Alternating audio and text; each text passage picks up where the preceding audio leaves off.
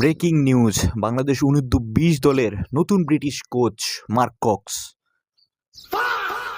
ছোটন কাকা কি হবে তাহলে? এক সবচেয়ে বড় প্রাপ্য এটাই যে ছোটনের মতো অশিক্ষিত মূর্খ একটা কোচ বাংলাদেশের টিমে নাই। এটা সবচেয়ে বড় পাওয়া। এখন চলেন মার্ক কক্স সম্পর্কে একটু আমরা জেনে নিই। তার অভিজ্ঞতা সম্পর্কে যদি বলতে যাই, তিনি উয়েফার সর্বোচ্চ পর্যায়ের একজন কোচ, এই লাইসেন্সধারী। তিনি English premier league, Manchester United, Stoke City, wolves এর মতো ক্লাবগুলোতে স্কাউট হিসেবে এবং কোচ লিড হিসেবে তিনি ম্যাচ পরিচালনা করেছেন। ভুল করেছে মাত্র ১ মাসের জন্য তাকে নিয়োগ দিয়েছে।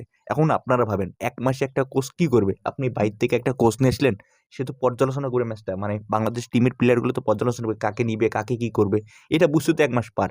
আপনি কেন ২-৩ মাসে কেন নিয়োগ দিলেন না তাকে? সেক্ষেত্রে আমরা সাপে একটা ভালো কিছু করতে পারতাম। আর সাপ মানেই বাংলাদেশ ফাইনাল খেলবে, এটা নিশ্চিত।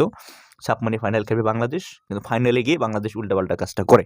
সো এই ক্ষেত্রে এবার ইনশাল্লাহ সেটা হবে না। নতুন কোচের অধীনে ইনশাল্লাহ বাংলাদেশ ভালো করবে।